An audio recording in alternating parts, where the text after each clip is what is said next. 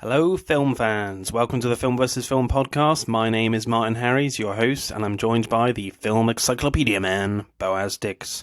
We are a couple of filmmakers on occasion, but mainly can't stop yapping about movies. On this podcast, every episode we pick a topic from a film that's coming out at the cinema or on VOD.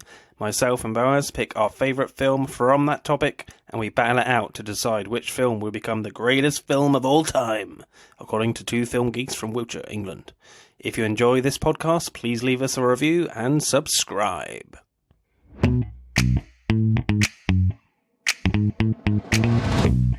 Hello, film fans. Welcome to the Film vs. Film podcast.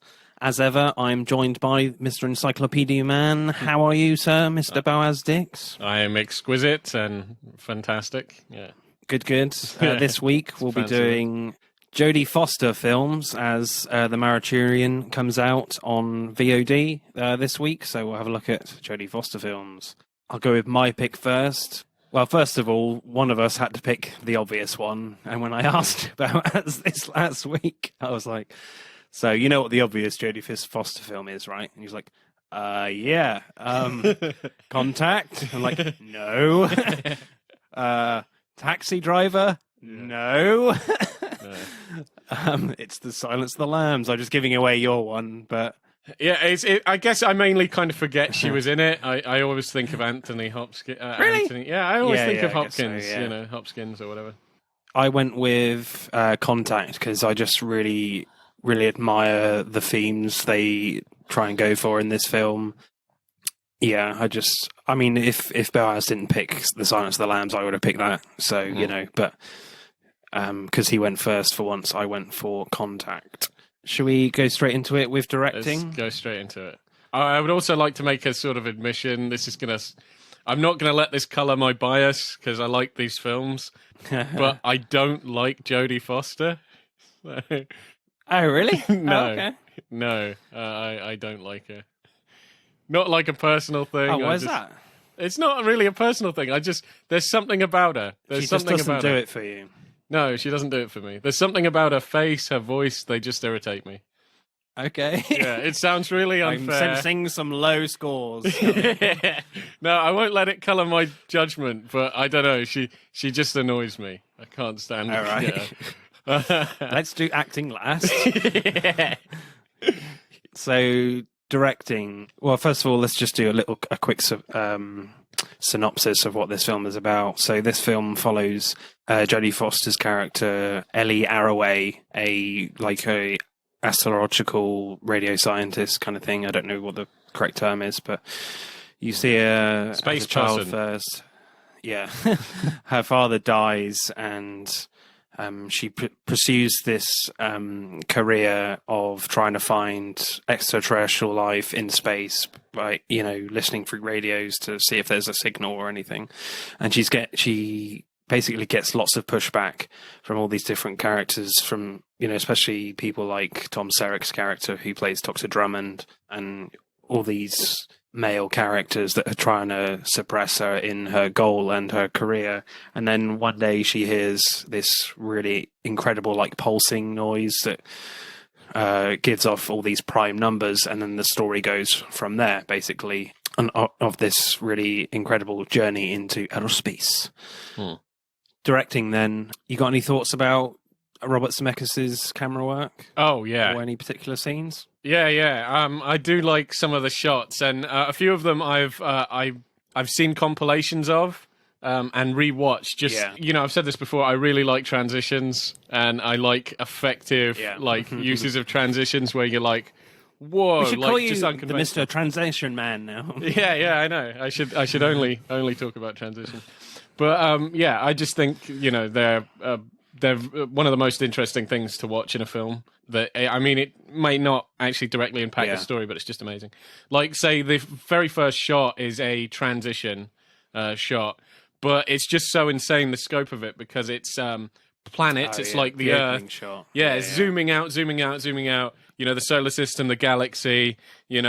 Galaxy clusters, the universe, and then it's her iris. It's her eye. Yeah, as a child. Yeah, as a child. I just love that. I thought that was an amazing shot. It's a hell of a good shot to open a film on. Yeah.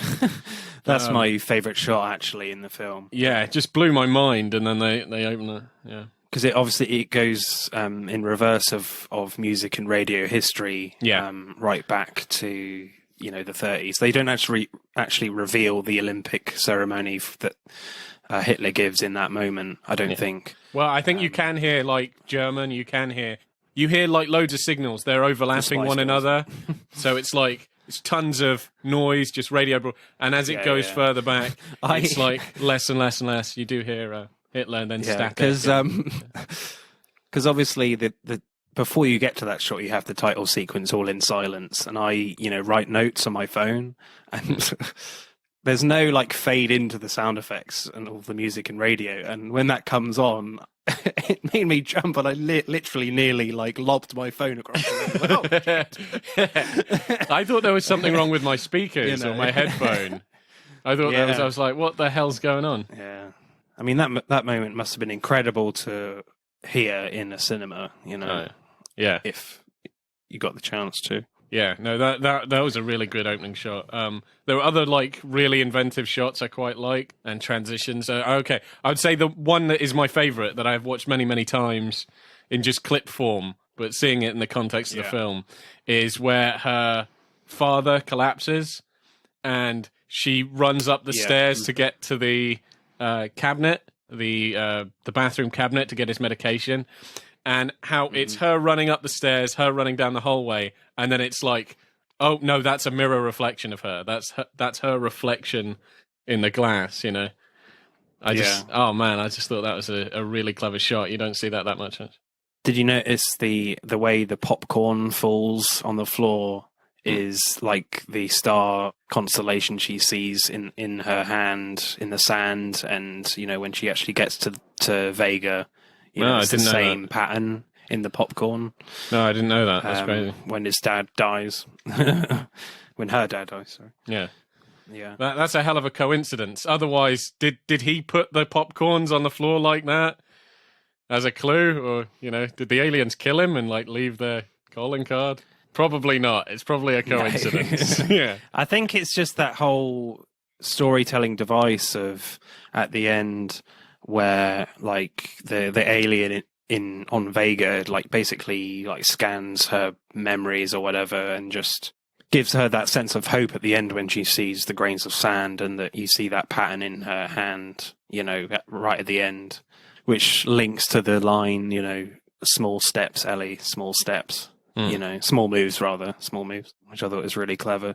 But Robert Zemeckis, again, like has these incredible, great flowing camera shots. There's so many efficiently shot scenes where there's a lot of conversations where the camera is like really far out, and then you slowly move in to the characters at the right opportune moment of meaning, in the conversation, and it goes right into close up, which I thought is just really clever. Just really great, efficient directing. One moment that I found quite funny, though, is when you see Jodie Foster for the first time as an adult, and you're like, hang on a minute. There are Alec Trevelyan's GoldenEye base from GoldenEye. Yeah. She's in trouble. Yeah. Sure, Sean Bean's behind her or something. So. Yeah. They've rebuilt it. What's going on? Bond! You're needed. Yeah. That would be a hell of a Jodie twist. Foster's in trouble. Yeah, or she's a supervillain. She's the one truly behind. Janos and all that. Yeah, when she goes through the wormhole and all that stuff, I mean, that was freaky as hell. It's just... Oh, yeah. Yeah, really phonetic.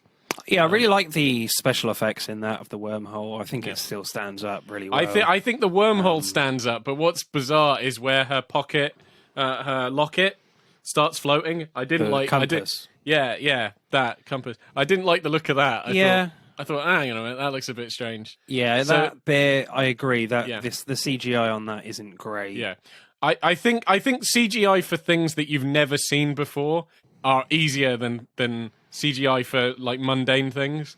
Like actually going through the wormhole, I was like, whoa, because I don't know what the hell a wormhole looks like. Maybe it looks like that. But yeah, the pocket watch or whatever the hell she had, the compass, that didn't look real to me. But I did quite like that visual idea of, when Ellie unstraps herself from the seat and like everything around her is vibrating apart from her and the compass. That was quite a nice visual look there before she gets to Vega. But what I really didn't like, though, in that sequence is the CG on her face when she says the line, "They should have sent a poet." Yeah. And I'm just like, when she's looking at, like, I don't know, some galaxy, and she says, "They should have sent a poet." And I'm like, oh my God, what are they doing to her face? Like, because they CGI her face to make her look like the child version of her. I'm like, that just did not work for me at all. Yeah. It looks so bad. Yeah. I didn't know. Like, I mean, she's already got a kind of freaky face anyway, so, not to insult her too much. I don't want to make enemies of Jodie Foster. But yeah. Yeah, maybe it's an improvement. Yeah, I just felt that point didn't work at all. It was just too weird for me. Yeah, it's a bit weird. Yeah. Also, what was it? The camera work where it constantly focuses on that cult leader. I thought that was really effective because every time I was like, where the hell is this going? Whenever she looks at him, it's like literally that close to his face. And stare downs. Yeah, exactly. And he ends up being quite an important part of the plot. Because obviously he sabotages the first test on the machine, which leads to Tom Selleck's death. Which I'm not too bothered that he died because he was a bit of a dick in the film. He was a bit of a dick, yeah. I'm like, meh. Yeah. Carry on with the story. He didn't believe in the program. He shut it down, and then when it succeeded, he's taken all the goddamn credit, and then he wants to be on the little bastard. Yeah, and then he wants to take her place on the flight. It's like, I don't know. Yeah, he was a jackass. Yeah. I want to talk a little bit about Alan Silvestri's music actually, because you just mentioned this the sabotage scene, because again, like, Robert Zemeckis does all these really great camera work, dynamic moves, and the acting's really great, but I think without the music that ties it all together, you're going to have quite a boring scene. There's another one when they first hear the pulsing, and the shot goes right on to Jodie Foster's eyes when she hears the pulse, when she's just lying on a car. And with that scene as well, like, all you have is just Jodie Foster, like, screaming down the radio and her driving down the road past all the dishes in New Mexico, and you've just got two guys, just messing around with two monitors. And yet, though both of those scenes are, like, really compelling, and yet, without the music, I think those two scenes would seem pretty dull. I just think sometimes when the scene doesn't quite work, even though you have great acting and great directing, and it still doesn't work, you need, like, great music to, like, tie everything together to make the scene work. And I think the music's just tremendous from Alan Silvestri, who does the Avengers films as well. So yeah, no, it is good. It does. It definitely does accentuate the film. It, like, makes it a lot more compelling, and yeah. So it's just, like, unique uses of transition shots I quite like, or any kind of unique shot. And Robert Zemeckis does seem to like, pushing it with the, like, unique shots, but where it kind of goes from her talking to that billionaire, in his private... Oh, John Hurt. Yeah, John Hurt. And I just loved how when he's talking and it fades into her talking to another room of scientists, where he's like explaining... Oh, yeah. Like what the... Want to take a ride? Yeah. Yeah, exactly. Yeah, but when he's, like, explaining what the messages mean, that they're in fact instructions how to build something, and it goes from him explaining to her explaining. I like that. Okay, what score would you give directing? I'd probably give it like a 9. A 9? Oh, yeah. Okay. That's pretty high. I'm always pretty high. I'm always high. I don't think I would go as high as that. I think we covered Castaway, another Robert Zemeckis film, on last week's episode, and I think for me that is better directed than this one. Yeah, for me. Although I scored pretty high. I think I scored... How much did I score for that one? I must have scored, like, tons. You scored 8.6 for Castaway. Oh, okay. In that case... 8.7. In that case, 8.5 then. I'll change my mind. Okay. Be more consistent. I'm going to go probably 8.4 then, because I do quite like the fact that Zemeckis recognises that well, for me anyway, that the value in Alan Silvestri's music is really powerful in this film.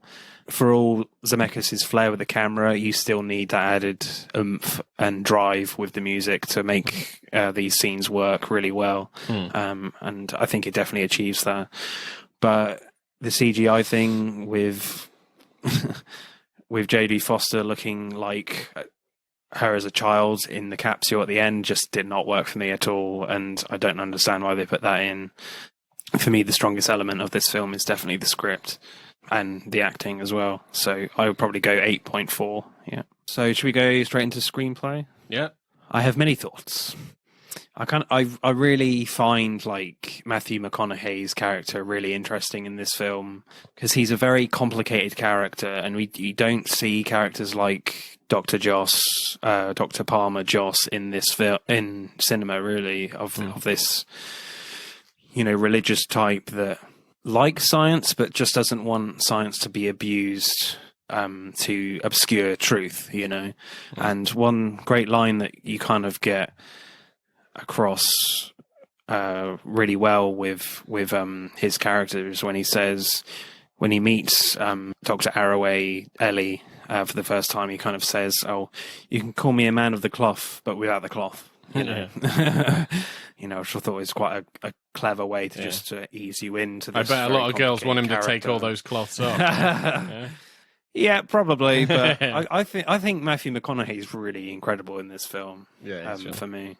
The film deals with like gender equality issues as well, because literally every time like Ellie discovers like a new discovery and is trying to explain the situation to the powers that be, Dr. Drumlin literally always interrupts her in finishing off her point as if and takes the credit for what Ellie is trying to do.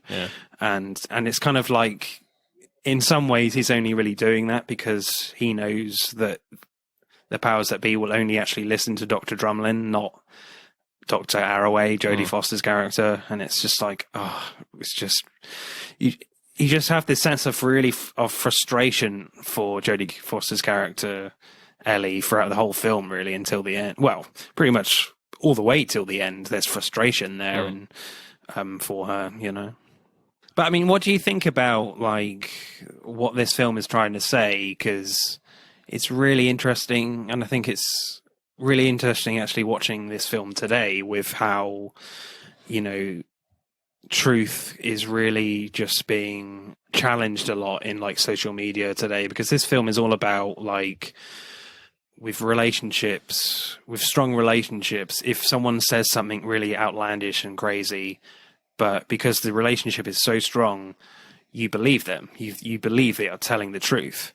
And this film kind of explores that type of ideology, at the end, which they deal with in with these two characters, Arroway and Dr. Joss, Matthew McConaughey's character. And the film is kind of summed up really well, like halfway through at the reception, at this party scene, and Ellie and Palmer go out on the balcony, and they're talking about science and God and all that. And Ellie says, "For me, I'd need proof that God exists." But then Palmer asks, "Proof? Did you love your father?" And then Ellie says, "Yes, of course, very much." And then Palmer asks again, "Prove it. Prove to me that you love your father." Of course, there's no way she can prove that she loves her father. And it's just that whole thing of sometimes to seek truth from anything or anyone, you have to believe in them, And I just find that a really incredible ideology that this film explores, and it couldn't be more important like today for me, with the whole thing of truth being just so muddled today. I mean, a prime example is like the group of flat earthers, that they are adamant that the earth is flat, and everyone else is just like, what the fuck is what are you on about? The earth is round. People went into a fucking rocket and looked out the window. The earth is round. That's what the NSA would have you believe. They were in Texas. They never went anywhere. No, I'm joking. Yeah, no, I get you. No, I would say, like, yeah, the theme of the film is about truth, and it's about faith and stuff like that, yeah. And it's about belief. You know, it very much doesn't hide that. It wears that on its sleeve. You know, I would say, you know, going deeper into it, I don't think that there's a particular problem of truth nowadays. There always has been. Nobody has ever agreed, ever, yeah? You know, I find it kind of hilarious that as a species, and I think the film very much makes every character do this, everybody wants the truth. But nobody agrees on what the hell is actual evidence. And it's all very complicated and very difficult, you know. I think that's basically what the film shows. Getting the truth is difficult, and sometimes, the truth is difficult because when someone you don't know, you know, is saying, "Oh, this and this and this is the truth," the other person's like, "Well, prove it to me. Yeah. I need some fucking evidence, please." Well, I think you know, there's a kind of irony because she's, you know, and the film is very acknowledgeable of that fact. That she is very much against ideas of, like, based on faith. She's a person of reason and science. Yeah. She doesn't believe in God and anything else, you know. It needs to be proven. And she has this fascination with space, and she wants to know if there's, you know, life beyond the stars. And at the end, from her perspective, she literally does go to a different, you know, solar system. She's in Vega, yeah. She talks with aliens who, like, you know, look like a dad. And it's all very, you know, pretty crazy. And from their perspective, she literally just fell. You know, her shuttle, it failed, and it just fell into the sea. And they're just like, prove it. And it's kind of funny that at the end, they're like, so are you saying we have to take this on faith? And it's like, and you're like, oh, my goodness.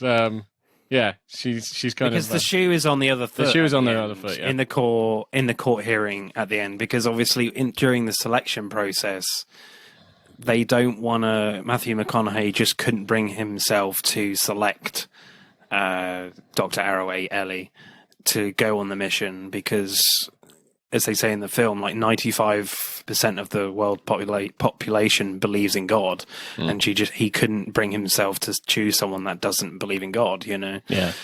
But then at the end, it's all the other way around. Yeah. She's like, no, please believe me that this is actually what happened, you know, but she can't prove it. Yeah. But at the very end, before, when Arroway and Palmer Joss are walking down the steps of the Capitol, which literally couldn't be more relevant today with historical events in America, he says, a reporter asks him, Dr. Joss, what do you believe? And he says, as a person of faith, I am bound by a different covenant than Dr. Arroway, but our goal is one and the same, the pursuit of truth. I, for one, believe her, you know, and it's just because their relationship is quite strong in the film. He believes her, you know. He believes that even though there is not one shred of evidence, she went to another world in Vega and saw other beings, you know. I kind of find it funny from a script writing point of view. I love how they kind of constantly address it, and I suppose it just shows the lunacy of mankind. But I love it where the first message they get is from, you know, they get a recording sent back to them, and they're like, oh, you know, enhance it, turn it around. Does anybody speak German? And it's like Adolf Hitler.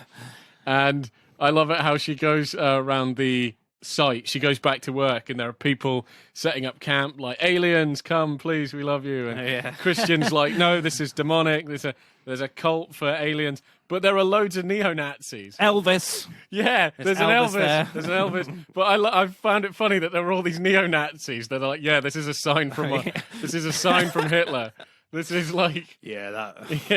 This is if there was neo-Nazis there, they would literally try and beat everyone up. Yeah, exactly. And kill everyone. Yeah. But I just found it really funny. It was like the neo-Nazis are like, yeah, no, this...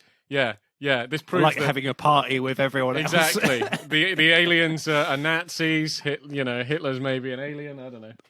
But it was it's kind of funny. That didn't particularly run true. Oh, I think it runs. I think it runs true. People are fucking stupid. Like yeah, but no, if I'm you serious. Have neo-Nazis at like a festival, they're going to fucking try and no, kill they everyone. won't, because we've had neo-Nazis even during the whole what was it, Trump thing. There was a huge support of Yeah. neo-Nazi. Like almost none of those things turned violent, because a neo-Nazi would get arrested, So it's like you can start shouting, yeah, we ought to kill X, Y, and Z, but you can't say let's kill X, Y, and Z, and you can't actually kill someone. Like as stupid as a Nazi is, they're not stupid enough to throw themselves in jail, No. But yeah. But I guess it wasn't riotous enough for me, I guess. I think there would be a lot more riots. Representing. I think cities would be Yeah. on fire if we learned that like aliens were 100% true. Yeah, I 100% believe that. yeah. People are irrational and I would expect a lot more broken windows. Yeah. Well, I mean, shit. You got an exploded. I suppose they got halfway in that house, in a more dramatic way, where the guy blew up the space station because he believed the aliens were like gods or whatever. So yeah, that's the kind of shit you'd see on a daily basis. I may sound like a complete a cynic, but yeah, I think humans are awful creatures. We are terrible. Oh yeah. Yeah. Well, I mean, a lot of the great science fiction writers have that same belief. Like Philip K. Dick, hates humanity, and Stanley Kubrick just hates people in general. Yeah, yeah, man. People like that. Yeah. So it's nothing new there. Exactly. I hope there are no humans listening to this channel. That would be terrible. They know what I actually think of them. But yeah. But I really like the storytelling. When Ellie actually meets the alien on Vega, because everything is made comfortable for her. The alien looks like her dad, and the setting is of a beach that refers back to the drawing she does as a child with her dad. That he shows her dad the drawing of the beach. And what I love as well is that Ellie asks about the transit system, the wormhole, and he says, "Oh, we didn't build it. We don't know who did." And it's just whoa. Yeah, I know. There must have been even more powerful civilization than them, millions of years before. It's just makes the universe in this story seem even bigger. Yeah. I just really like that. Yeah. Yeah, kind of unrelated, but sort of scary. Did you hear about that guy who worked for, I can't remember what nation's space program it was. It was Australia or Israel or one of these countries. And he just flat out said a few months ago, do you remember this? It never made the news. It never made the news. I'm not even sure if it's real. Could be just made up. But he just flat out said, yeah, there are aliens. He's like, yeah, we were contacted by aliens. Who's that? Sorry, I have no idea what his name was. It was so crazy. Okay. I won't talk about it here and freak out listeners and stuff. I'll find the Facebook article. I'll cut this out then. Yeah, cut it out. We don't want people hanging themselves. Or do we? I don't know. It would sort out the human problem. I don't know. But oh my god, this has gotten really dark. Oh, sorry. Boaz has disguised as Thanos today. I'm starting to turn purple. Yeah. Maybe I will keep it in. Yeah, maybe keep it in. I don't know. But yeah, I won't disclose that information here, but I'll Facebook it. Yeah. All right. Have you got a favourite line? Oh yeah, actually, it's just because it was funny. I suppose there are a lot of serious lines. There's a lot of dramatic stuff. There's quite a lot of serious stuff. But one of the things it stuck in my head and I thought was funny is James Woods. Yeah, he's in this. Yeah. He's in this film, and I love that line where they get the message from Hitler and the vice president or whatever, the woman there. Mm-hmm. She's like, 20 million people it took to kill that son of a bitch, and he's our first ambassador. And he's like, why would they send it to us? And James Woods is like, maybe that's their intentions, maybe it's what was it? He said something that was really funny. Maybe it's Sig Heil, we agree with you or something like that. We're on your team, like they're space Nazis. And I thought that was funny. My favourite line involves James Woods' character Kits as well. When they're just about to see Jodie Foster go into the machine in the second launch, William Fincher's character Kent, who plays the blind guy, McConaughey like brings him in, and then he he walks past Kitts and he says, "Oh, nice to smell you again, Mr. Kitts. Wouldn't take him as a polo man," which is quite funny. Yeah, that made me chuckle. Yeah. So, screenplay score for you, Mr. Encyclopedia Man. Yeah. I think maybe I'll give it like a 8.7. Cool. Yeah, I'm really impressed with this script. You don't see many science fiction films that deal with like faith and science in this way. It's usually just science and science, you know, and a bit more science. Yeah, it seems very like what was it? You get it from a point of view of there's a scientist and it's more science fiction, and it's more like everybody's on the same playing field. Everybody's like, but it's more like survival horror kind of. But it's like in real life, if something like this happened, it would be like, who's going to contact this thing? I like that they even went into that. Should it be an American? Why should it be an American? You know, why not this? Why not this?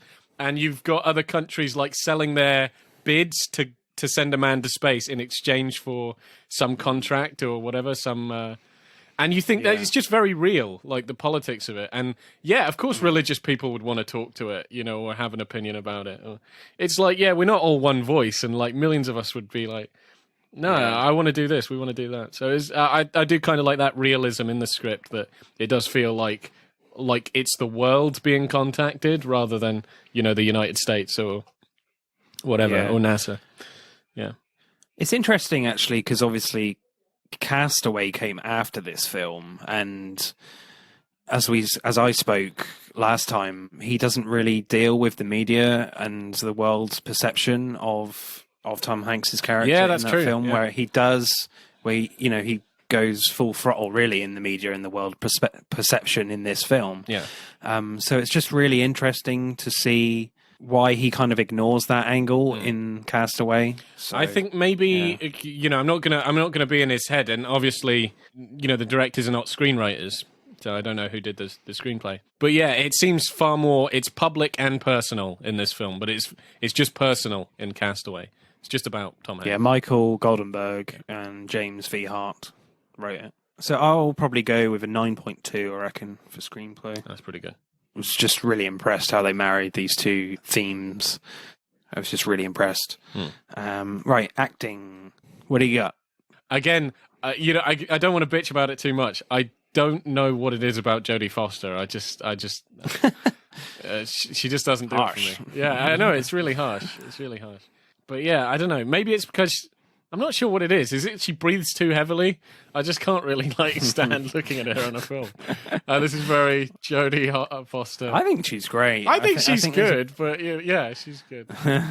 I think there's a great moment from her when she's at the presentation of these business executives, which obviously work for the John Hurt character. And, you know, she does her normal presentation she normally would, and she can tell she's just not engaging that well with the guys across from her in this, like, massive curved desk, which looks ridiculous. And then she's just like, fuck it. And then just does this really desperate and passionate speech about...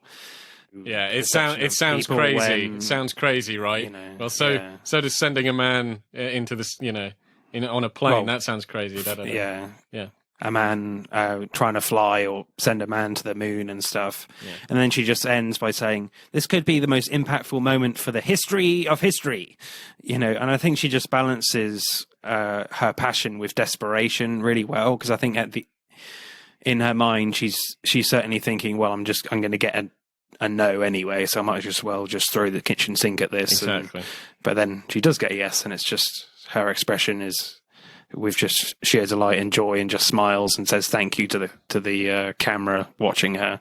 So quite a cool moment from Foster. Yeah, what do you think about Bill Clinton in this being spliced into the film as the president? Yeah. I mean, you know, that was a bit weird. It is a bit weird. I think it's trying to add that extra layer of realism, like it's something that's it's going to occur very soon. And I kind of get that. I suppose that makes sense without actually hiring another actor. I think they've done that in a more recent film. I can't remember what it was, where I saw Obama in it. Like, it might have been one of the Transformer movies or something. And, like, Obama was in it. And I was like, what the fuck? So, you know. Yeah, I think it was they wanted to get Sidney Poitier as the president, and he turned it down like really late on in the day. So like, oh shit, what are we gonna do? We'll get the actual president. Like, my God, was he not busy? Isn't he like meant to like run the free world or whatever? You know, has he not got nothing to do? Well, no, he didn't act in it. It's spliced real footage. Oh, okay. No, he didn't. Oh. Did you think he was actually acting? I thought they actually got him. All right. No. All right. Shows how slow I am. It's just spliced media footage into the film. You know? Fair enough. Okay. Oh dear. Shut up. But yeah, but at the same time, I'm just like, hello. Morgan Freeman is just like in the wings, just waiting. Hello, I can do it. Exactly. I'm a really good president. Yeah. He's basically Hollywood's president. He is, and Hollywood's God. Freeman. He's the president, God, the narrator. Yeah. Yeah. He can be everything. And then there's a moment in the film that turns like really mysterious. You have a very mysterious vibe when John Hurt's character turns up, and he's very much this eccentric, like Elon Musk type figure. And you can really tell like John Hurt is like really enjoying himself in those incredible glasses. I'm like, oh my God, how does he wear those? Yeah. What do you think about John Hurt in this film? Oh yeah, John Hurt was really cool. Yeah, very eccentric, very funny. It was pretty sad when he died. It is, yeah. Especially when, because he isn't there to defend himself. He dies during the inquiry against her, where they're thinking that this is all bullcrap. They're like, she's like, what about the message from space and the blueprints how to make this? He goes, well, what would you need to fake that message? Well, you'd need a satellite, you'd need this, you'd need that. All the stuff that John Hurt has. And it's like, maybe he just took he took the whole world for a wild ride. And then he's dead. So he can't say, like, no, I didn't. Yeah, he Elon Musk. He played cool. Elon Musk, yeah. Basically. Yeah, basically. Old Elon Musk.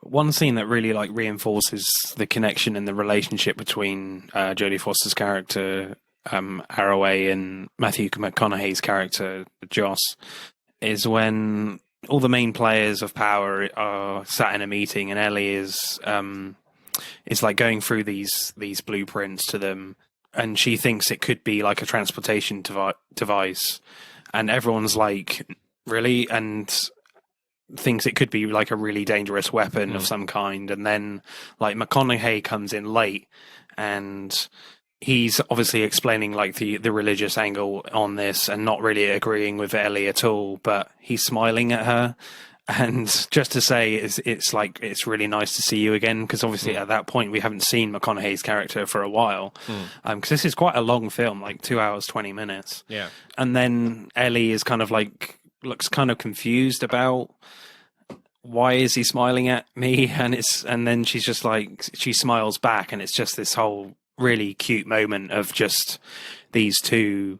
It's just a nice moment of them seeing each other again. It's really, really nice. Yeah. And again, like McConaughey is amazing when he meets Ellie after the selection process, the interview, and he says like, our job was to select somebody to speak for everyone. I just couldn't be in good conscience vote for a person who doesn't believe in God. And you can tell he's kind of like fighting back the emotions because he's really fond of her, and he can't go back on his beliefs. And Foster is great in that as well, just like sticking to her scientific beliefs.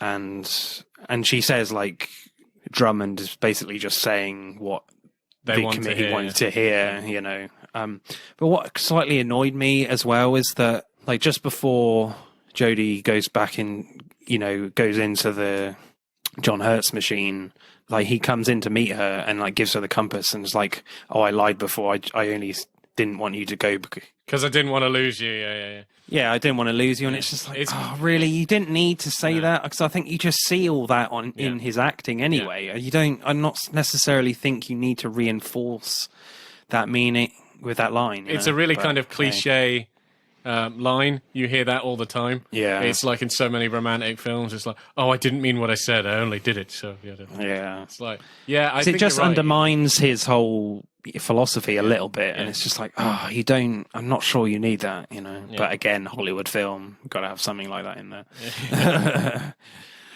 Any other performances that you liked? You know that vice president girl. She's sassy. Yeah. Oh, Angela Bassett. Yeah, she was really sassy. Quite like that. Angela Bassett is awesome. Yeah, she's really good. Yeah.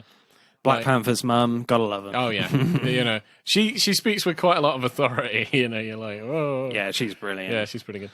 Who's your favourite? I would say Matthew McConaughey. Matthew McConaughey was my favorite. Yeah. I think probably his last great performance before The Reconnaissance, possibly. Yeah. I love that. I love that term, the McConaughey. That's just crazy. All right. I love the fact that he knows that that's a thing. You know, when he accepted his Oscar, he says that, and it's like, oh yeah, that was funny. Yeah. But I think I'm going to go with Jodie Foster. I think she, pretty much every single scene she is in, and she carries the film. And when you've got, certainly there's all this like power pushback on her career and her theories about what's actually going on, and she's always got so many conflicts all around her, and just to keep that performance going and is pretty incredible, I think. And make it seem really convincing. So what's your score for acting?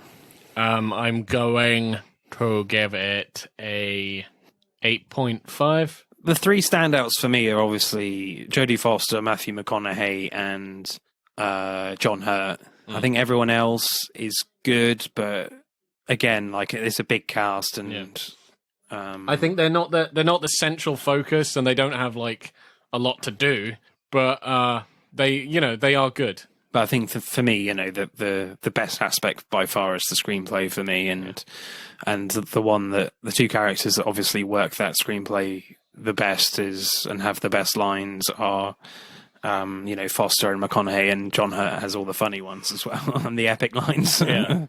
So I'll probably go like a solid 8.5 as well, I reckon. So let's add up the scores then for Contact.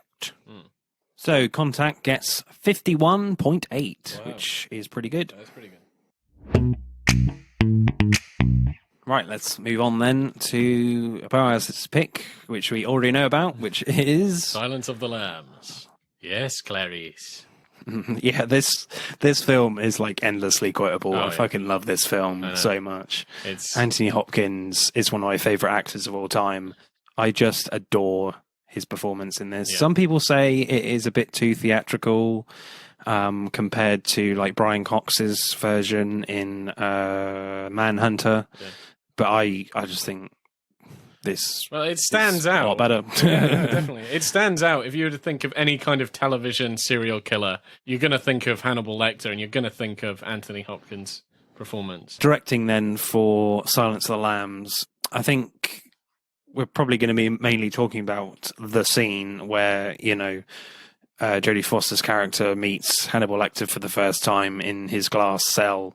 But certainly the directing in that from Jonathan Demme is really, really great. The suspense building is really cool, where the camera just tracks Foster in front of her, and it's cut with like POV shots of glimpses of all the inmates in the cells, and you go past Miggs, who just looks really crazy and an absolute nutter. And then when Hannibal Lecter is that the I could smell your guy? Yes, now I've got a sense of that bit. I was clearly trying to avoid that line, but there we go. I've always got to ruin everything. I make it better. Okay, where was I? Yeah, and then when you were at I can smell you. I'm joking. And there's another one. When Hannibal Lecter is revealed, he's like standing like dead center of his cell, like completely still, and just really polite. It's just incredible opening shot of Anthony Hopkins as Lecter. Any other directing bits you like in this film? Yeah, no, tons. I would actually start like from the beginning. I try and work, I'll work that way. But even like the opening of her doing the obstacle course, like tracking her to do that. Like okay. the first time you see her, she's going uphill in an obstacle course, hiking her way up. And it's just it kind of gets you into a sort of look at her character, like straight off the bat. Very hardworking, very determined. She's struggling, but she's pushing through it. She's got a tremendous amount of willpower. She's very good at her studies, and it's just that's what you get of her. Yeah, but this case is absolutely nuts. So other things I like in directing, when you first meet Hannibal Lecter, just amazing. But also like the suspense up until meeting him. Like, where you see his doctor, who's really creepy and stuff, and walks her down, and it's like into a basement. It's lower and lower and lower. Such a creep. He is so weird. Yeah, I think he's creepier than Hannibal Lecter. Like he is. He just seems perverse. He really likes her. Yeah. I found it funny where he's like smiling at her when he's like, "Don't touch the glass." He goes, he's very tricky, and all this stuff. Don't listen to anything he says, and gives her a picture, and is like, what was it? He was complaining of chest pain, so we had to undo his muzzle and have a look at him. And he grabbed the nurse, and he's like, "This is what was left of her. We managed." Oh yeah, you managed don't to see the picture, do you? Yeah, no. She's like, "What the hell?" But how he's just smiling of like, his pulse never raised even as he ate her tongue, and he's just like, it's really creepy. His pulse never went above 65 or something like that. Yeah. 85. Yeah, that was really interesting. And like how the camera is like really on his face. It's like getting a twisted satisfaction of it. And yeah, you do expect like Hannibal Lecter to be some sort of chainsaw wielding fucking lunatic. And he is kind of, he is pretty insane, but he looks like just kind of a harmless older man. He's just kind of like more, not physically intimidating, but just kind of creepy. Paul Thomas Anderson has always referenced Jonathan Demme's directing in terms of his close-ups. He always admires his close-ups, and he's always said he's tried it so many times, but he just can't get the Jonathan Demme close-up ever in his films. Those close-ups of him in his films are incredible. From Paul Thomas Anderson saying that about Demme's close-ups is pretty cool. Yeah, and there's one close-up where, which is my favourite shot, actually. The close-up of Hopkins when he's in the cage. I can't think of, a more menacing shot on an actor than that one. Do you know the one I mean? Yeah. It's just, really close on his face. His face is, tilted forward. His eyes are, dead straight. That the lighting's so hard on him, and it's just incredible close-up, as he's asking question after question about Clarice's experience with the lamb, It's just pretty incredible, that bit. There's also great moments of Lecter before he gets transferred. He's still in, the glass cell, and he's kind of covered in shadow, and all you see is just his arms resting on his knee, and then he says "Oh, I think I couldn't quite hear it, but he says, 'Oh, you're bleeding for a start.'" And how the hell did you know Jodie Foster was bleeding? Because she cut herself in the yourself garage. Yeah. There's no possible way he could have seen the cut, but he smells it. He's basically a shark. He's a cannibal. He's a cannibal. Well, I love it when she first meets him and he says, "What did Mig say to you?" And I won't repeat the line. I've learned from that mistake. But he's like, I, however, cannot. But what I do smell, and he takes a sniff through the little air holes, and it's Evian skin cream. Evian skin cream. Yeah. And then some perfume. Yeah, you wear a perfume every today. day, but not today. Yeah, I thought that was great. Yeah, what the hell? Yeah, his performance is incredible. Yeah, it'd be funny if she was like, "No, you are completely wrong. I don't use any of that stuff. Your analysis is terrible." But he's an amazing man. Again, there's more gender equality issues in this film, which Silence of the Lambs and Contact deal with I think probably a little bit better in this film, where there's the scene at the funeral one of the Buffalo Bill's victims, and Crawford doesn't want to discuss like the sex crime in front of Sterling, Jodie Foster's character, and he wants to talk to like the officer there in private, and then you just see all these cops just staring at her, and like the close up is just held on Foster's character for like too long. That's comfortable, and you can just kind of really feel all these eyes on her, and she just slowly like turns away, and you go into the flashback scene of her own father's death, and then it kind of like snaps her out of it with the sound effects of the present, and it's just really well directed and really way played out and acted. Just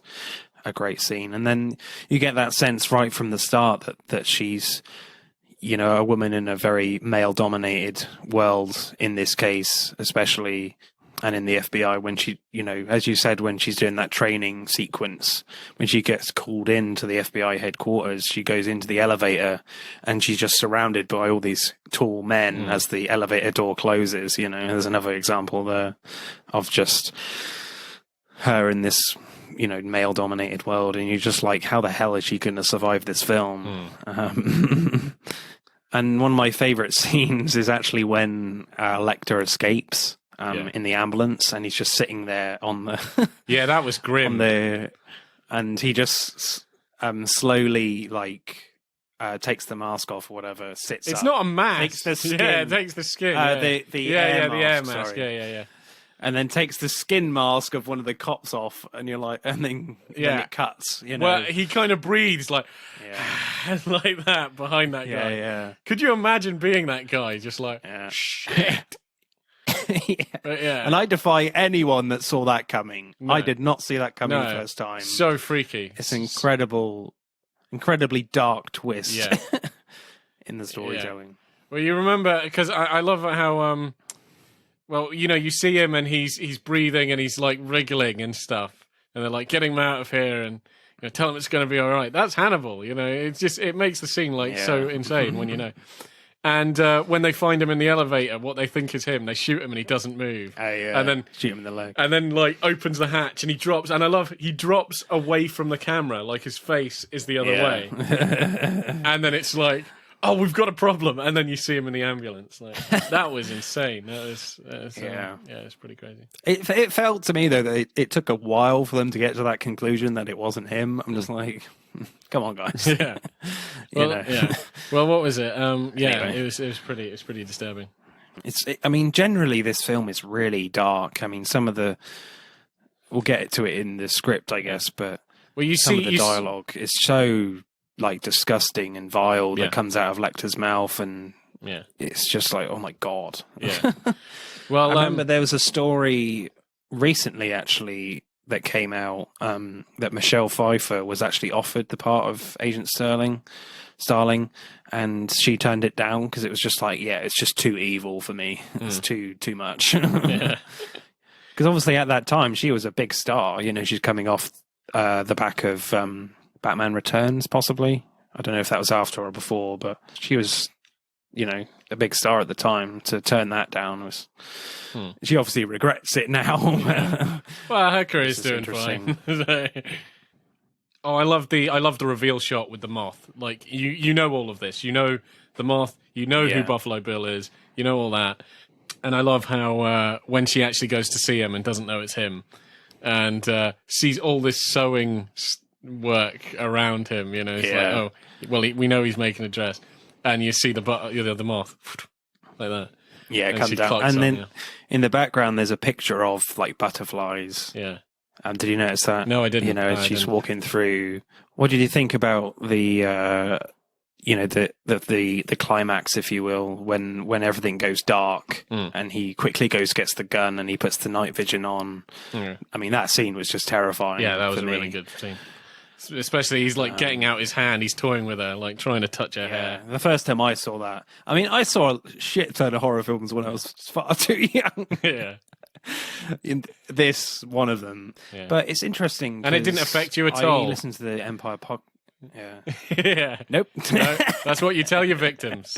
Yeah, I'm slowly getting through cleaning all me bloody knives at the moment, but and me sewing kit. Yeah. I wouldn't but like to see anyway. your clothes wardrobe. Oh my god. What should I wear today? I'll just move the camera a little bit and you can see it. Oh man, that's horrible. No, but I listened to the Empire podcast a lot, and they had a celebration of cinema episode, a special with Edgar Wright and Quentin Tarantino. It's like a good 3 hours long. It's incredible listening. But one thing, they get onto the Silence of the Lambs, and Tarantino was saying that in that last scene, because you're so scared for Foster that there's a sense that she could die in this moment. But Tarantino disagreed. He was like, I've seen too many movies to think in this moment, at this point in time in the film, that Foster's character was going to die, you know. But in his film, Once Upon a Time in Hollywood, he was saying when Cliff Booth walks into... Have you seen Once Upon a Time in Hollywood? Not yet. I need to get on with that. Oh, right. Yeah. Well, you don't care about spoilers, so Yeah, I'll carry you on. carry on. He walks into Spawn Ranch, and it's just a really, like, terrifying scene. Like, literally, like, 2/3 of the way through the film, he goes through this, like a haunted house situation. He doesn't die, but Tarantino was saying you get the sense that Cliff Booth could die in this film because he's not like the lead, and you're kind of only 2/3 halfway through the film. It's possible he could die, and it's pure terror in that moment. And Tarantino was saying at the end of Silence of the Lambs, because you're so far into the film, he was not convinced that she was ever going to die in that situation, even though the directing is so powerful and so suspenseful that, you know, she could do. But for Tarantino, it was like, nah, not going to happen. What do you think in that scene? Did you ever get the sense that Agent Sterling was going to die at the end? I think maybe I do agree with Tarantino of it, you know, like, yeah, I mean, she's the hero and she's made it this far. But I think you do forget all that when you're in the moment. You forget all the tropes when you're in the moment of a film. So, yeah, you can go, yeah, she definitely could die, and he could kill her very easily. And, you know, it's but for... Certainly when the first time I saw it, yes, I was quite young, but I definitely was very much in it and fucking terrified for her, you know, that she could die. You know, it's just the fact that Lecter dispatches those two cops with such ease, you know, earlier on in the film. I thought even the whole setup to that, because where the captive, she's got his dog, and I love how all that's done, because she throws the bone up there, and the thing gets the bone, and she tries to yank it, but just the bone comes down, and she's bursting into tears. And the dog just, you see a shot just from up inside the well, from her point of view, and the dog comes back. Yeah. You know, it's almost like, oh, why are you crying? And then she, you know, she takes the dog, and, you know, she's threatening it, and Buffalo Bill is going nuts. Lencher is giving them a tip on where he is, and he's, like, in some state really far away from where Clarice is. And I just love how his doorbell is ringing. You have the alarm on in his basement, and the cops, the SWAT team, like pressing the bell, and you're like, yeah, it's the same place. Because it's all intercut, isn't it? Yeah, with it's all cut. Bill being really pissed off at Catherine in the well that she's nicked his dog, and, you know, and all the FBI surrounding the building that you think is Buffalo Bill's house. But then when he opens the door, it's Agent Sterling, and you're like, oh, crap. Yeah. And it's such a surprising moment, because up until that point, like, the last dramatic moment was when Lecter escapes the cage in the, you know, in the airport. And then after that, there's like 20 minutes of not much going on, of not much tension building, and it's just quite a shocking moment. They're like, oh shit, all of a sudden Agent Sterling is in massive danger. Yeah. You know, it's really well done. Yeah. From Demi there. Yeah, definitely. Also, going back to the final sequence, after seeing the film many, many times, there's a moment where, like, well, yeah, just before the lights go out, you see this dead body in a bath of just like all that was this gross. disgusting gunk. Yeah. It just looks horrible. And then now I'm just like, I don't care what the hell happens, just do not fall in the fucking bath, please. I don't think that's how she died. I don't think she was having a bath, tripped on the soap, died, and he was like, well, I better make a skin out of this woman. No. Yeah. But I'm just like, I don't care if you get killed, but just do not fall in the bath. Yeah. That is fucking disgusting. It is pretty gross, yeah. You can tell she's been in there a long time. Like, she's bloated and the bath is filled with, like, it's dirty. It's skin and stuff. It's horrible. Yeah. Yeah. So have you got a favourite shot? When Hannibal escapes, I think that's up there. And, you know, as you said, the him taking a face off of his face. I mean, that's got to be the most insane thing I've ever seen Anthony Hopkins do. You know? Definitely. And, you know, I've seen him be like Odin, you know, I mean, that's pretty weird. And like fight a transformer. But like, peeling a face off of his face. Good God. Yeah, I would say that's definitely up there. It's probably my best shot. So directing score, I'm going to go pretty high. I think Jonathan Demme does an incredible job in this film. I mean, the close-ups alone are just some of the best close-ups in cinema on actors, especially on Anthony Hopkins. Yeah. So I'm going to go like 9.3, I think. Yeah. I love how a lot of the shots, you know, especially when you're with Anthony Hopkins, really display his intellect, like how smart he is. Like, for example, like when he's being held down and stuff, and he's being told by the doctor that Sterling's offer of like a beach resort for him and all that was absolute crap, and you can tell he's pissed. And I just love how his eyes are darting to anything he can use to escape. Like there's a pen, he's left a pen there. It's not even, you know, it's something there, you know. And I love that. And even like how he escapes is he uses the paper clip off of her file. You know,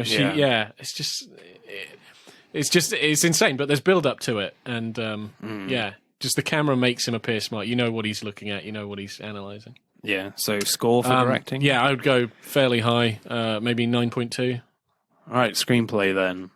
Again, as we said, you know, this film is endlessly quotable. I mean, the one that I'm always remembering and quote sometimes is, a census tried to test me once. I ate his liver with some fava beans and a nice Chianti. Yeah, I got to do that. Yeah. That's the one line I just always remember. I don't really get wrong. So. Do you remember that scene? Yes, there is something wrong with me. Do you remember that scene in Dumb and Dumber where Jimmy... No. No? Where in Dumb and Dumber, Jim Carrey, he's like, I would love to eat her loins with some fava beans and a nice Chianti. Yeah. No, it's a great line. There are tons. There are tons. The screaming of the lambs, Clarice, and all that stuff. It rubs the lotion on its skin or else it gets the hose again. Yeah. Oh my God, that was so creepy. That was really creepy, yeah. That was good. Good impression. Would you F me? You know, I'd F me so hard. You know. I could really audition as Buffalo Bill. I think I'm pretty, Yeah. Yeah. And I have the dodgy wardrobe. What's going on? Yeah. You got the wardrobe, I got the voice. Let's combine it. Let's become serial killers together. I don't know. No, edit that out. Nope. Yeah. But again, like the screenplay is really good in reinforcing and letting you know right from the off that Clarice is having, you know, gender struggles in this story with her allies as well. Because with the first meeting of Crawford, Crawford remembers her giving her one of the seminars, and he says, "Oh, I remember you giving me a grilling, and I gave you an A." And then Clarice is like, "A minus, sir." and it's just like Crawford just seems so sure of himself, and he doesn't even apologize. He just, you know, goes on to the next line, you know, the next piece of conversation. Yeah.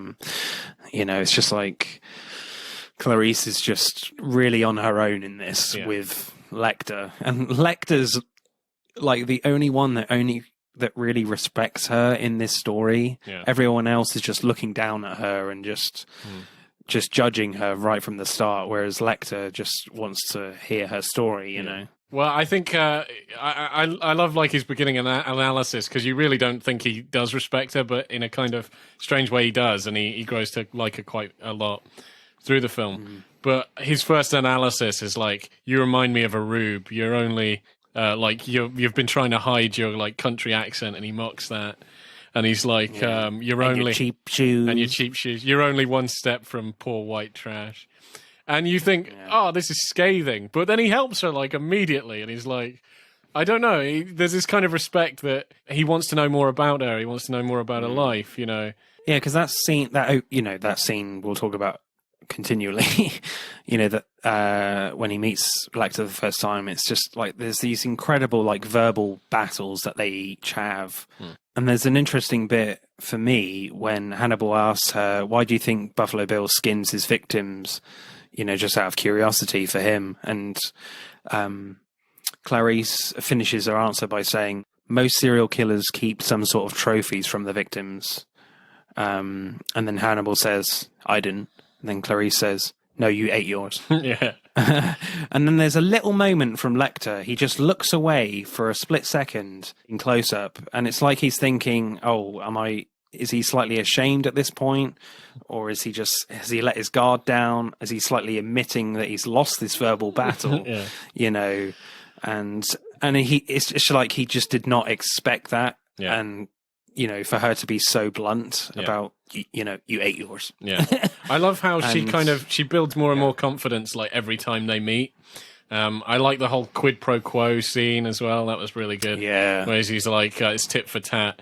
You know, you tell me something about Buffalo Bill, I'll tell you something about myself.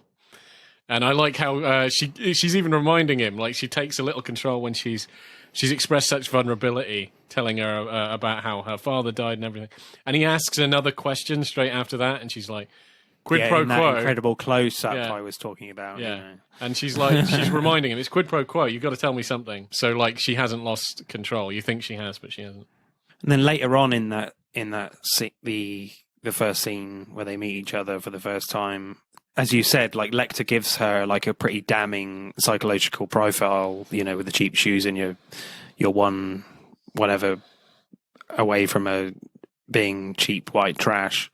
And then she kind of comes back at him by saying, you see a lot, Doctor, but are you strong enough to point that high-powered perception at yourself? What about it? Why don't you write down yourself what you see, or maybe you're afraid to? You know, it's just like, Clarice is fighting back and holding firm. She's not going to let a personal attack slide. And it's like, you know, she's giving some of Lecter's own medicine. What the hell is Messedin? Towards him. Is that a new street drug? Yeah. I take it all the time. You must be taking it now. You're all over the place. Messedin. It's the only way I can keep this podcast running. Really. Anyway. But yeah, it's just like Lecter is just kind of pissed off at this moment. But at the same time, it's the kind of the turning point for me where Lecter kind of respects her now, because when Lecter does call her back after Miggs, you know, abuses her sexually, and he says, you know, listen carefully, look deep inside yourself, Clarice. Go and seek out Miss Moffat, an old patient of mine. And there's certainly double meaning there, because obviously it's revealed that, you know, the yourself part is the garage that Miss Moffat is in, and it's a test for Clarice to see if her detective this girl skills, is, you know, for Lecter. For me, there's definitely double meaning in that, because, you know, the whole look inside yourself thing, for me, it kind of means she has to like fight her internal battles, her internal past, you know, her past she has to fight as well through this story and all these other characters that are looking down on her. It's just so well written, so clever. Oh, one that I liked, which is funny, is that when Lecter is in all his restraint at the airport. And that was it. Senator. Yeah, that's what I was actually going to say. On. Yeah, you nicked my thought. Yeah, like she's trying to be all compassionate, like, oh, if you have any information on my daughter and all this stuff, and he starts sort of complying. He's like, I think his first name was Lewis and all this stuff. And then he asks her like such a horrible question. It was like, did you breastfeed her? And he's like, it's like, what on earth is that? Yes, I breastfed her. He goes, did he say like it must have made it tough, made your tits tough or something like that, made your nipples tough? Yeah, it's pretty horrible. It's pretty horrible thing to say. And then he's like, they say when a man loses a limb, he can still feel a phantom limb. I wonder when she's dead on the slab, which part of you is gonna feel it. And you're like, you fucking horrible man. And she's like, yeah, I mean, get this thing out of here. Yeah. And then he starts going, yeah. And then he has the Columbo moment of, oh, Senator, just one more thing. Love your suit. Yeah. you can tell, like, that whole bit is like, I think the film would have ended much differently had his main psychiatrist, the guy that's in charge, Crawford or whatever. So you can see he gets really jealous and what have you. And when he's not going to be involved in the evaluations of him, and Starling wants him out. And you can tell he doesn't quite like that. But she makes up the offer to Hannibal about, you're going to get once a week, you're going to go get to this island, you can walk around. And he's like, that's actually pretty awesome. And so he leaves her a clue, for her to unravel more of it.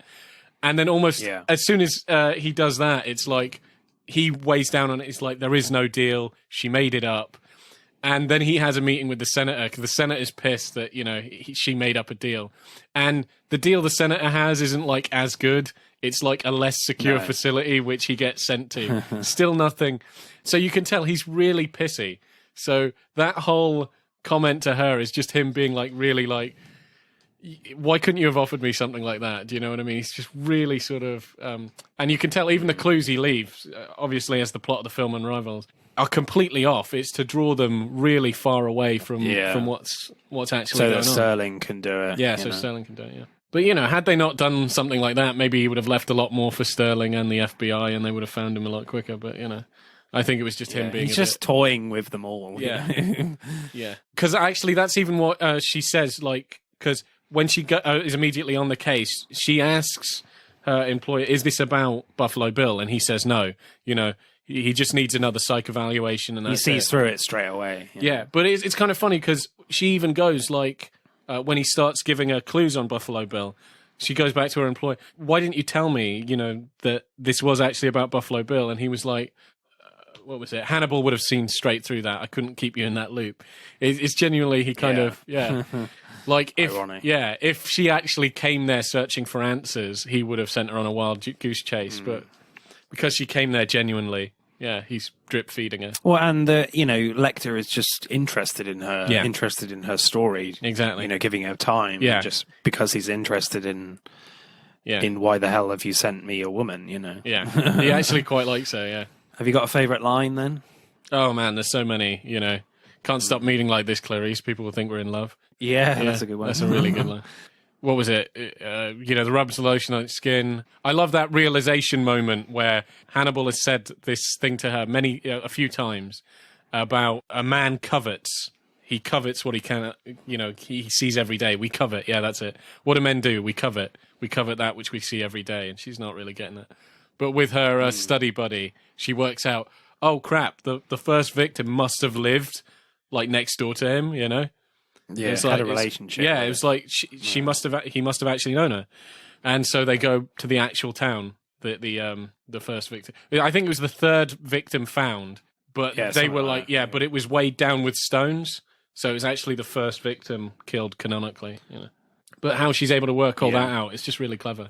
But that's a good line. We covet what we see every day. That's a good line. Yeah. There are just so many good lines. My favourite is right at the end when, where they've solved the case. Well, Clarice kills Buffalo Bill and they're, you think this story is just winding down, and then Clarice gets a phone call and it's Hannibal on the other end because he's escaped, obviously. And he says, I do wish we could chat longer, but I'm having an old friend for dinner. Yeah. Bye. He has got such a horrible wig on.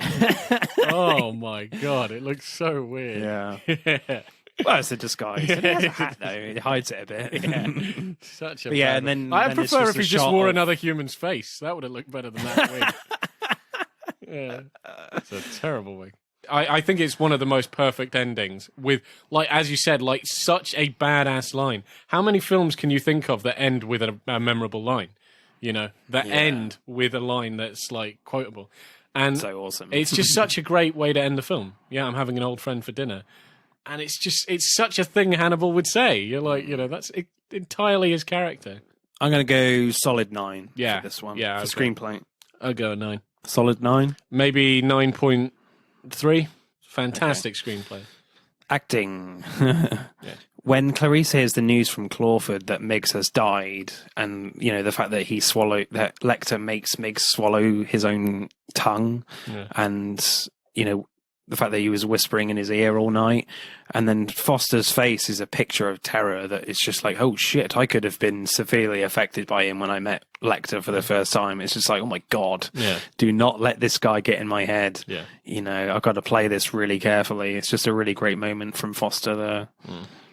And also from Foster during the post-mortem scene where she finds like the chrysalis of the moth in her mouth, and she discovers that, and they turn the body over and you see the skin being cut from her back, and it's just a really incredible performance because she's just trying to concentrate so much on the post-mortem, but at the same time she's just really trying to keep it together, keep her emotions intact, if you will. Because it's obvious she's never really seen a dead body like this fucked up, you know. It's just really skillful acting of just trying to concentrate on the post-mortem, yet just really trying to keep it together. Yeah. I found that really skillful. But one person we haven't really talked about much, really, is Ted Levine, who plays Buffalo Bill. Oh, man, he is so cool. I mean, he's cool. I wouldn't say cool. He wouldn't say just cool. really fucked up. Yeah, he's really fucked up. He's cool. Yeah, he's cool in an evil way. Yeah, I think cool would have been that's the wrong word to use. Yeah, killing women and making dresses. That's cool. No, I'm joking. It's not cool. Sorry. You remember that infamous scene where he's just like dancing to music in his lair and he like puts his cock in between his legs? I just wonder whether that was actually scripted. No, it wasn't. It wasn't. Yeah, it was not. No. Oh, right. Yeah, I watched a thing with him talking about it. Like, you know, they were talking to the actors and stuff like that. And yeah, he said he made it up and he called it the weenie dance.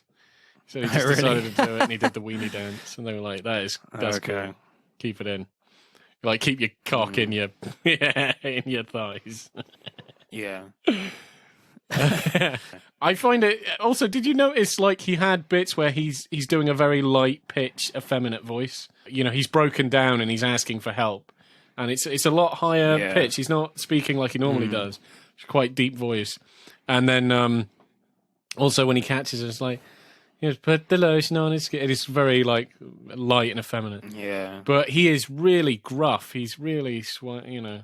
Do you think at some points, do you get the impression that he does have like dual personality disorder or something? I'm not sure if it's like I don't think he has dual personality disorder. I don't think there's like much like evidence to support that. I don't think there's really any scene or anybody evaluates him as such. I think it's more like Hannibal Lecter does a little bit where he does just explain what he is. And he says like that he's, you know, he talks something about him being, he wants to be a woman. Yeah. And she goes, well, transvestites are not very violent. Do you know what I mean? They're quite passive. Yeah, yeah. So she didn't really buy that. And he goes, no, but he believes he is a transsexual. You know, it's not so much that he wants to be a woman. It's he really hates himself, that he just wants to be something other. And he's convinced that, you know, he should be a woman. So I think that's kind of, I don't know how you get from that to, I want to make a pretty dress made of human skin. I don't think that makes you look more like a woman. That makes you look like a fruitcake. But maybe it's kind of like he wants to... It's not so much as making it a dress, but like a new body, because nobody will actually change his sex. Like I think. Well, they say that he was turned down. Yeah, she said sex he realignment. Yeah, or whatever. he said that's where you should look. People turned down by one person turned down by every sexual. Yeah, maybe they were like, no, we can't do that. We can't do a sex change for you because you've got too many problems, you know. Yeah, and I think maybe that's his way of compensating for it. If I can't physically change myself, I will wear a woman. I will wear a woman body. Yeah. I was just thinking about the gender politics here. I don't think it's offensive to like transgender people, because obviously the transgender is very much in the forefront of society now, which is great. But I think this film still holds up it's not offensive, I don't think. Well, none of the characters like constantly comment it or like make a big deal about trans people, and especially that line where I think it does save it in that point of view, where her assessment of it is trans people wouldn't really do this, and then it's like, okay, so he doesn't stand for trans people, he's a freaking lunatic. Just like if you had a film about Ted Bundy who like raped and ate women, or you have a character that does that doesn't mean like men do that, like I like definitely. Women, you like women, that doesn't mean like we do it. It's just that guy's a fruitcake. He doesn't represent all trans. Definitely. Buffalo Bill doesn't represent all trans, just as Ted Bundy doesn't represent all men or whatever. Going back to Anthony Hopkins, as you always should do. Every conversation should end with Anthony Hopkins. Doesn't matter what it is. Yeah. But one of my favourite scenes from him is when Lecter is like picking the handcuffs and attacks the two cops in the cage. The only time for me Hopkins becomes aggressive and changes his like demeanor is when his calm demeanor is when he's like bites one of the cops' faces, and he goes a bit crazy there. But when he's like beating the guy in the head and like using the baton to hit the other one, it's just got such a calm and controlled sense of his character and his performance. It's just, it's kind of so restrained, and you have this sense of calmness that this is just nothing. I don't know. Do you know what I mean? It's just it's not done out of passion, frantic, or anger, or anything. Yeah. No, he's very level-headed. It's just what he likes doing. It's just so controlled. And well, after he kills that guy, then he starts moving his hand to the opera music that's going on. Yeah, so I think all his movements are really nice and slow and fluid. Even before that scene when he meets Clarice, everything's so smooth and fluid and slow and centered, and you get this just incredible, creepy, uncomfortable feeling in all his movements and his dialogue and his performance in general. The attack on those two cops just encapsulates that to the fore, it's quite incredible. My best performance is Anthony Hopkins. There's no doubt about it for me. I'm guessing yours is Anthony Hopkins as well. Oh yeah, 100%. Yeah, he steals the show. It's his movie. This is why. Yeah, I mean, he's not even in it that much, really. It's strange, but he does leave like such a tremendous impact on the film. I just can't imagine it without him in it. And I do think you're right. I think if you kind of tally it up, maybe he's in there. I don't know. Somebody must have tallied up the screen time. Like, certainly he's not in it anywhere near as much as... like 30 minutes or something? It might be less than that. Might be less than that, maybe 15 minutes, I don't know. And, it's definitely, Jodie Foster's film. But I don't know, he just leaves just such a tremendous impact. So, score for me, I mean, I think... Ted Levine and Jodie Foster as well are on top of their game, and all the other characters are like Scott Glenn, there you go. And Scott Glenn, he's pretty incredible as well, if I'm honest. So I think acting wise, it's extraordinary. And Foster and Hopkins both won an Oscar for this film. So I'm going to go 9.6 for acting. Yeah. All right. What about you? I'll go 9.4. Cool. Let's add up the scores for acting and see where Silence of the Lambs is. It's pretty high. It's 55.8. Wow. So Silence of the Lambs wins this one over Contact, which scored 51.8. So it's very high. That score, actually. It could be top. I'm not quite sure, but I need to check. Has it eaten the competition? Because it's Hannibal. He eats everything. Yes. Shut up. Crickets. Yep, Silence of the Lambs is top. Is it really? Now, wow, that's crazy. 55.8, and Get Out is second now with 55. Contact lands at joint 8th place with Do the Right Thing. So that's it for this week. Next week, we'll be talking Mads Mikkelsen films as Chaos Walking, hopefully, fingers crossed, will be out in cinemas. But if not, they'll certainly either push it back or to put it out on VOD. And Mads Mikkelsen plays the villain in that film. So, you know, he made his name as a villain in Casino Royale. So it'd be really interesting to see what we pick for Mads Mikkelsen, one of really interesting actors right now. Yeah. The only person to hit James Bond repeatedly in the bollocks. So it's an interesting. This is correct. Fact, yeah. Continues the theme of genitalia on this podcast. Exactly. Genitalia versus film. Yeah. Oh my god. Film versus balls. Thanks again, Boaz. Pleasure as always. Bye. Bye.